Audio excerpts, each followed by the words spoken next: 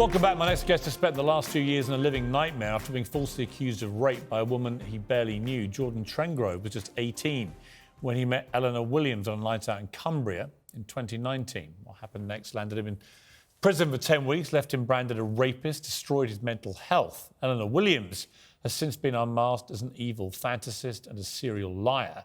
And today she was jailed for 8.5 years. Before we speak to Jordan, let's just hear what he had to say last time he was on the show back in January. I took an overdose in front of my own mum. It was that bad. I didn't ever put other people's feelings first, if you get what I mean, because my life was just too messed up with all this stuff. Well, that was Jordan then. This is Jordan now. Jordan, I was thinking of you today when I heard about the sentencing. Just wonder what your reaction was, given the scale of the lying and the fantasy, given that so many people like you were caught up in this web. Do you think it's long enough, 8.5 years? No, I don't think it's long enough at all. I think she should have been given a lot longer sentence in my eyes, because she's got time served as well. So in reality, she's out in 2025. So the sentence in reality is only 2 years. So I think she should have got longer. When you saw the lengths that she went to, you know, buying a hammer, she's seen on video, buying a hammer to then attack herself, simply so that she could frame people like you for raping her and grooming her in other cases and so on, and attacking her. What did you feel about that? What did you feel watching her just so calmly going about buying these tools to create this fantasy? It makes me feel sick. I don't know how anyone would want to do that or want to hurt themselves in any way like that. I couldn't imagine ever hitting myself with a hammer or anything like that. You don't want to do anything like that. So it just makes me feel very sick in a way. The big debate, of course, is what happens with cases like this when you have somebody come forward who's got all these apparent injuries and makes all these incendiary claims of assault and rape and so on.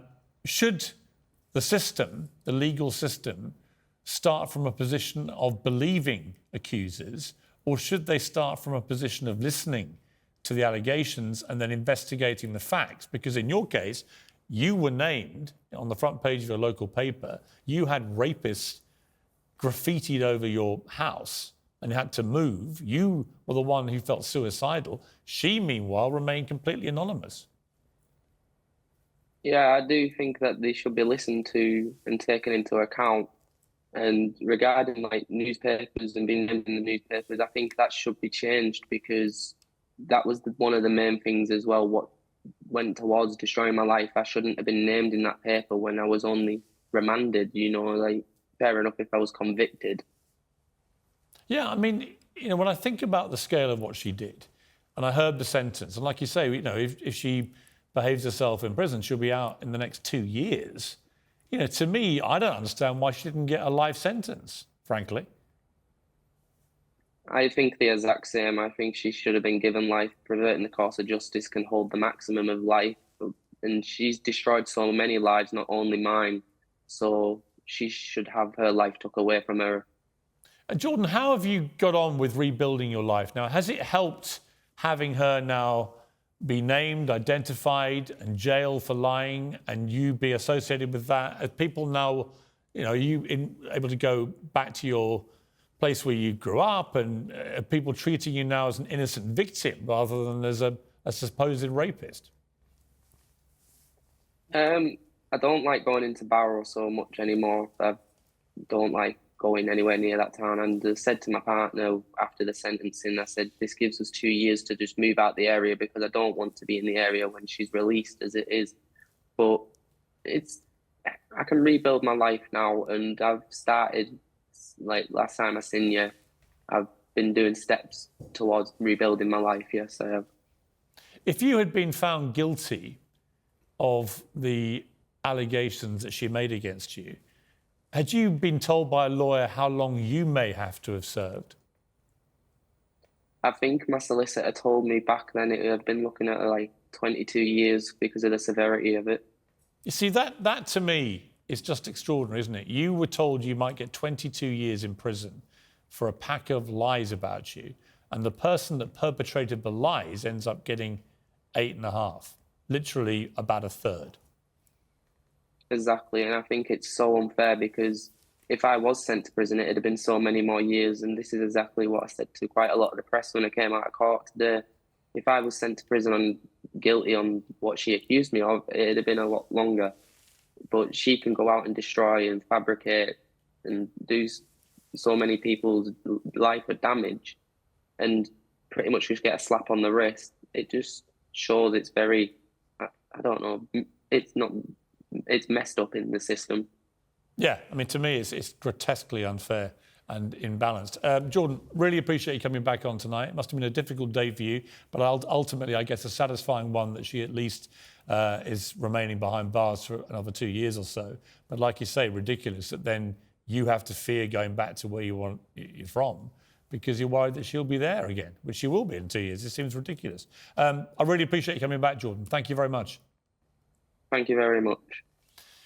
All right, Ava, this guy, I've interviewed him a couple of times now. He's so, impressively calm, eloquent, but there's a kind of searing anger there too about what he's had to endure. 18 years old. I've got 3 sons in their 20s. This is every parent's nightmare for a son. Now, I'm very aware that a lot of women that make allegations of sexual assault and rape get no justice.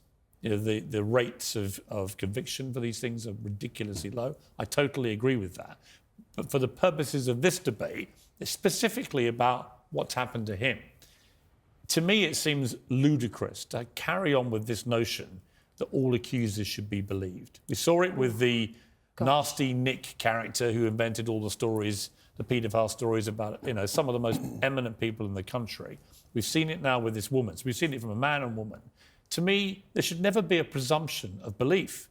Why should there be? I think that, I don't really know where to begin with that. I mean, we live in a country where under 1% of, rapes even go to conviction. So I'm quite taken aback by what you said. Why should you automatically believe an allegation? Because we live in a country where women aren't believed, and it is extremely difficult for women to come forward and talk about sexual assault that has happened to them. And look, this situation is grotesque. You were right to call it that. It's abhorrent, and he is a very nice guy. But it's quite clear that the girl in question is really unwell. If you look at her mental health all around this case, she was reported missing 1 year, 32 times in just 1 year by her own mother. She's clearly not well. I actually don't even think she should be going to prison. I think she should I think she should be sectioned. I think she's not well. And I actually don't think prison is a safe environment for her.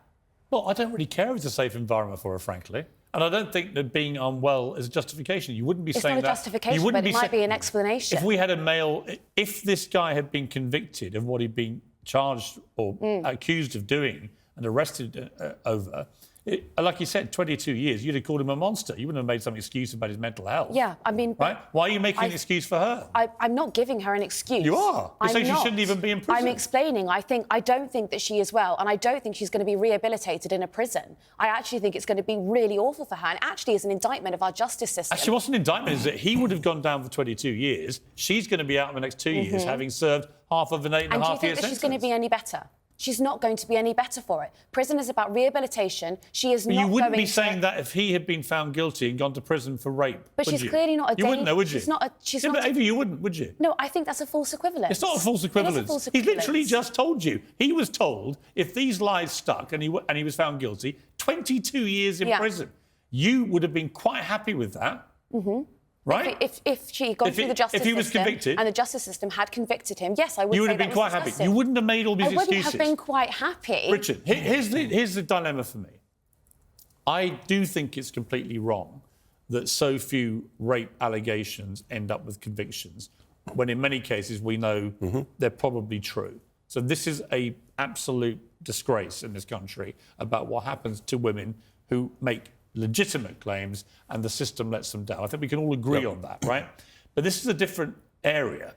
This is the area of what the police do when somebody comes and says X, Y, Z. And I feel strongly now, after several very high-profile cases, you cannot make a presumption of belief. You cannot call them victims from the start because they may not be. They might be fantasists. But surely, Piers, there's a difference between belief and listening to someone, Yes. seriously investigating Yes. it by people who are really skilled That's what I and said. qualified. That's my position. And I think that's Ava the thinks point. that's outrageous. No, look, you've got to... Genuinely looked at me in total disgust. Yeah, she was. But I think that's because you didn't consider the point about seriously listening, properly investigating by real specialists who understand the likelihood. I know a guy who, luckily he did remain anonymous, but he had 18 months of absolute hell on earth. Right. And it turned out it went all the way through trial, and at the end of the trial, jury, 10 minutes, and he was innocent. In this case, this poor kid, he's not even 20. No.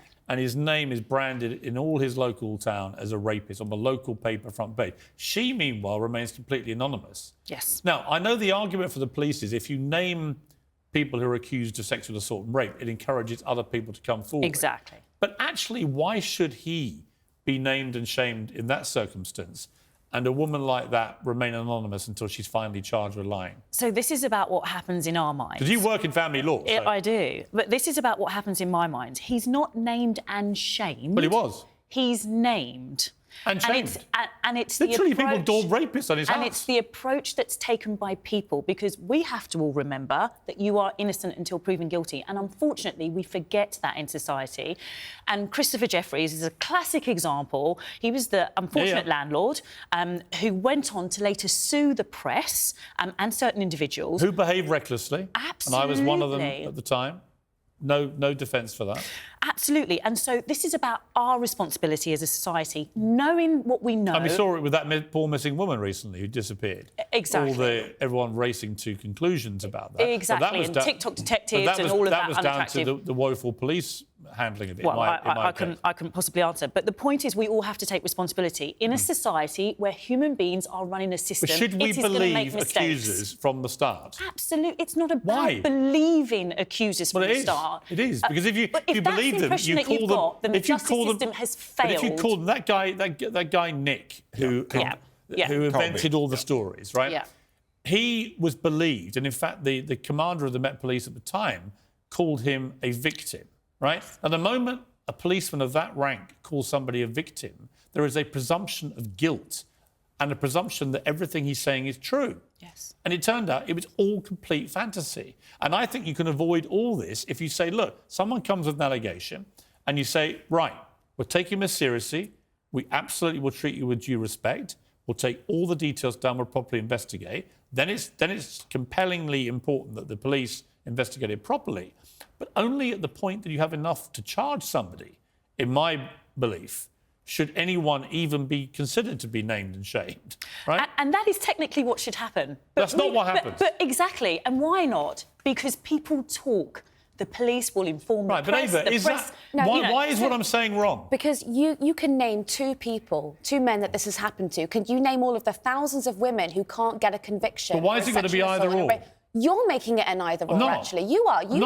I'm not. I'm saying there should be a presumption of an allegation's been made, not a presumption of a true allegation. Do you know what a woman has to go through? Do you know what a woman has to do to record a rape? Would you want, if you had a daughter, would you want her having to give her knickers over? I have got a daughter. Okay, all right. Would you like her to give her underwear over to a police I wouldn't. station? But I think you are conflating two different things. I'm not conflating two different things. What's that got to do with a presumption of innocence or guilt? No, because right now we are talking about a woman who is a fantasist and has ruined someone's life, and it is grotesque. Yeah. Comparing that to women who are assaulted and should be believed from the get-go so that they can go through the process. Why was she believed believed at the start and why was he disbelieved? Because she was a woman reporting a sexual assault. Because she was a woman. And she also did turn up with a hammer to her face and she did look like she had been assaulted. Right. The police did let him down. I will say that the police in this situation let him down. Why is it sensible to just believe accusers? I don't even think we can have that conversation because actually victims are never believed. It's very rare that they are. This is just a high-profile case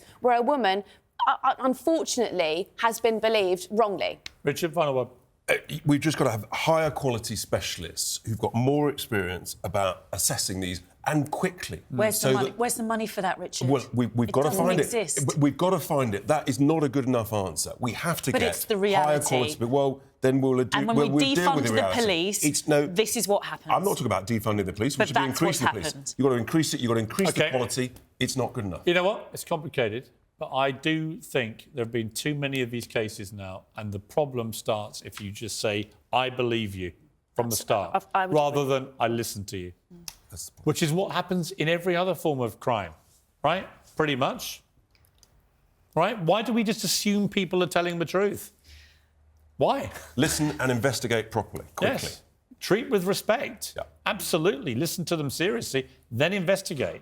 Otherwise, you get into this kind of situation, which I think is incredibly unfair. The problem is when the system is so backed up against those who Look, report. let's all agree the it's system, never the gonna win. system is deeply flawed. And it has to be, and the conviction rates are a disgrace.